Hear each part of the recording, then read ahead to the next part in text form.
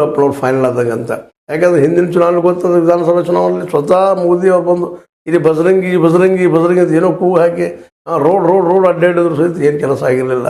ಅಂಥ ಸಂದರ್ಭದಲ್ಲೇ ಇವರು ಮೌನವಾಗಿ ಇದ್ದುಕೊಂಡು ಅಷ್ಟು ಅಬ್ಬರದ ಪ್ರಚಾರ ಮಾಡದೇನೋ ಇವರು ಇಂಥವ್ರು ಇವತ್ತು ಈ BJP ಕರ್ನಾಟಕದಲ್ಲಿ ಒಂದು ಜೀವ ಪಡೆಯೋದಕ್ಕೆ ಅಥವಾ ಒಂದು ಹೊಸ ರೂಪದಲ್ಲಿ ಚರ್ಚೆ ಮಾಡೋದಕ್ಕೆ ಅಥವಾ ಕಾಂಗ್ರೆಸ್ಗೆ ಎದುರಾಗಿ ನಿಲ್ಲೋದು ಸಾಕ್ಷಿ ಆಗಿದ್ದಾರೆ. ಅಷ್ಟೇ ಅಲ್ಲ, ಈ ಸಲ ಇನ್ನೊಂದು ಭಾಳ ನೆನಪಿಡಬೇಕಾಗಿದ್ದು ಏನಪ್ಪ ಅಂದ್ರೆ, ಗ್ಯಾರಂಟಿಯಿಂದಾಗಿನ ಅವ್ರು ಗೆದ್ದಿದ್ದೀವಿ ಅಂತ ಹೇಳ್ತಾ ಇದ್ರು ಕಾಂಗ್ರೆಸ್ಸಿಗರು. ಅದು ಸುಳ್ಳು ಏನಲ್ಲ. ಆದರೆ ಕಾಂಗ್ರೆಸ್ಸಿನ ಈ ಒಂದು ಗ್ಯಾರಂಟಿಯ ಪ್ರಬಲ ಪ್ರಭಾವ ಇದ್ದಾಗೂ ಸಹಿತ ಯಡಿಯೂರಪ್ಪನವರು ಇವತ್ತು 17 ಸೀಟ್ಗಳನ್ನು ಆರಿಸಿ ತರ್ತಾರಪ್ಪ ಅಂದ್ರೆ ಇದು ಸಣ್ಣದಂಥ ಸಾಧನೆ ಅಲ್ಲ.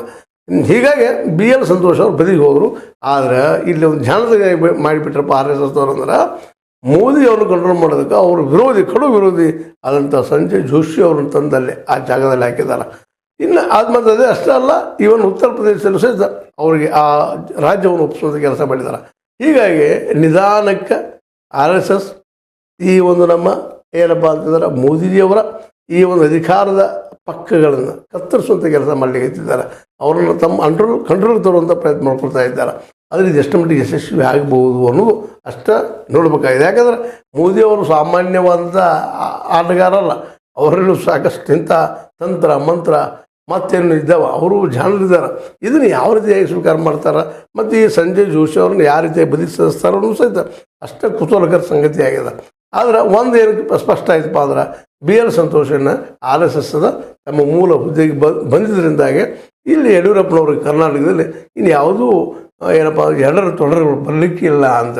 ಮತ್ತು ಇನ್ನು ನಿಧಾನಕ್ಕೆ ಈ ಒಂದು ಎತ್ತಾಳ್ ಅಂಥವರು, TT ರವಿ ಅಂಥವರು, ಇನ್ನುಳಿದ ಅವರ ವಿರೋಧಿಗಳು ನಿಧಾನಕ್ಕೆ ಅವರು ಮೌನ ವಹಿಸುವ ಸಾಧ್ಯತೆಗಳು ಬಂದಿದ್ದಾವೆ. ಯಾಕಂದರೆ ನೀವು ಗೊತ್ತದ ರಾಜಕೀಯ ಏನಪ್ಪ ಅಂದ್ರೆ ಗೆದ್ದಿತ್ತನ್ನು ಬಾಲ ಹಿಡಿಯುವಂಥದ್ದು ಅಂತ. ಈಗ ಮೋದಿ ಗೆದ್ದರು ಮೋದಿಯಿಂದ, ಮೋದಿ ಸೋತ್ರ ಮತ್ತು ಅವ್ರ ವಿರೋಧಿಗಳಿಂದ ಇದು ನಾವು ನೋಡ್ತಾ ಬಂದಿದ್ದೀವಿ. ಈ ಎಲ್ಲ ನೆಲೆಗಟ್ಟಿನಲ್ಲಿ BJP ಇವತ್ತು ಹೊಸ ರೂಪವನ್ನು ಪಡೆಯುವಂಥ ಸಾಧ್ಯತೆಗಳಿದ್ದಾವೆ. ಅದರಲ್ಲೂ RSS ಅಂತೂ ನಮಗೆ ಗೊತ್ತಿದ್ದ ಮಟ್ಟಿಗೆ, ನೀವು ತಿಳಿದ ಮಟ್ಟಿಗೆ ಮತ್ತು ಮಾಧ್ಯಮಗಳು ಬಂದ ಮಟ್ಟಿಗೆ ಹೇಳೋದಪ್ಪ ಅಂತಂದ್ರೆ, ಈ RSSದ ಕಾರ್ಯಕರ್ತರೇನದಾರಲ್ಲ, ಈ ಒಂದು 7 ಹಂತಗಳಲ್ಲ BJP ಪರವಾದಂಥ ಹಿಂದೆ ಮಾಡಿದಂಥ ಪ್ರಸಾರ ಮಾಡಿಲ್ಲ ಅನ್ನೋದು ಮಾತ್ರ ಸತ್ಯದ. ಯಾಕಂದ್ರೆ ಅವ್ರು ಆರಿಸ್ಕೊಂಡು ಬರಲಿ ಅಂದಾಗ. ಹೀಗಾಗಿ ಇವತ್ತು BJP 240ಕ್ಕೆ ಬಂದು ನಿಂತದ RSSನ ಸಾಯಿಸಕ್ಕೆ ಇಲ್ಲದಕ್ಕಾಗಿ. ಇದು ಒಂದು ಕಾರಣ ಅಂತೇಳಿ RSS ಅವ್ರು ಹೇಳ್ತಾ ಇದ್ದಾರೆ. ಮತ್ತು ಸತ್ಯವೂ ಇರ್ಬೋದು. ಯಾಕಂತಂದ್ರೆ ಅವರು ಓಡಾಡಿಲ್ಲ, ಮತಗಳು ಹೆಚ್ಚು ಬಂದಿಲ್ಲ. ಆಗ ಅನಾಲಿಸಿಸ್ ಸ್ಟಾರ್ಟ್ ಆಗಿದ್ವು, ನಿಮಗೆ ಗೊತ್ತದ, ನಾವು ಅನಾಲಿಸಿಸ್ ಮಾಡಿದ್ವಿ. ಇಲ್ಲ, ಮತಗಳು ಹೆಚ್ಚು ಬಂದಿಲ್ಲ. ಇದರ ಅರ್ಥ ಏನಪ್ಪ ಅಂದ್ರೆ, ಎದುರಾಳಿಗಳಿಗೆ ಇಂಡಿಯಾದವ್ರಿಗೆ ಹೆಚ್ಚಿನ ಮತಗಳು ಬರ್ತಾವೆ ಅನ್ನೋದು ಸ್ಪಷ್ಟ ಅಂತ ಹೇಳ್ತಾ ಬಂದಿದ್ವಿ. ಸ್ಪಷ್ಟವಾಗಿ ಬಿಡ್ತು. ಏನು ಅವರು ಮೋದಿಯವರ ಸಮಯ ಎನ್ಬೋದು, ಒಳ್ಳೆಯ ಒಂದು ಸಮಯ ಎನ್ಬೋದು.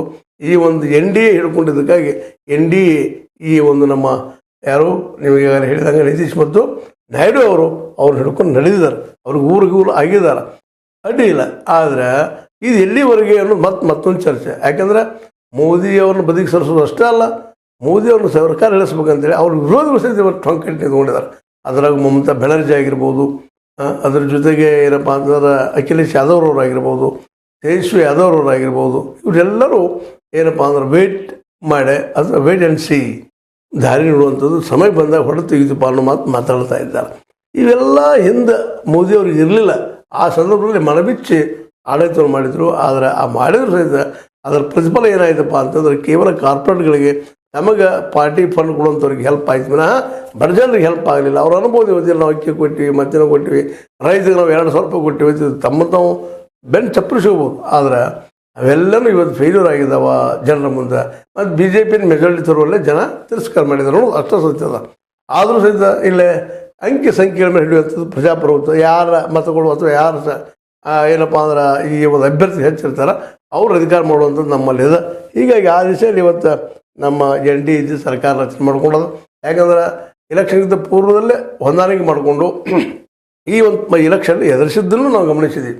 ಹೀಗಾಗಿ ಒಟ್ಟಾರೆಯಾಗಿ ಈ ಇಲೆಕ್ಷನ್ ನಮ್ಮ ಮೋದಿ ಅವರಿಗೆ ಏನಪ್ಪ ಕಠಿಣವಾದ ಪರೀಕ್ಷೆನ ಒಡ್ಡಿ ನಿಂತದಂತೆ. ಇವತ್ತು ಒಂದು ಕಡೆ ಪಾರ್ಟಿಯಲ್ಲಿ ಅವ್ರ ವಿರೋಧ, ಅದರಲ್ಲೂ ಅವ್ರ ಪ್ರಬಲ ವಿರೋಧಿ ಸಂಜಯ್ ಜೋಶಿ ಅವ್ರಿಗೆ ಒಂದು ಮುಖ್ಯ ಸ್ಥಾನ BJPಯಲ್ಲೇ, ಇಲ್ಲಿವರೆಗೆ RSSದಲ್ಲಿದ್ದರು. ಮತ್ತು ಇನ್ನು ಎರಡನೇದಾಗಿ ಇಲ್ಲಿ ಕರ್ನಾಟಕದ ಮಟ್ಟಿಗೆ BL ಸಂತೋಷ್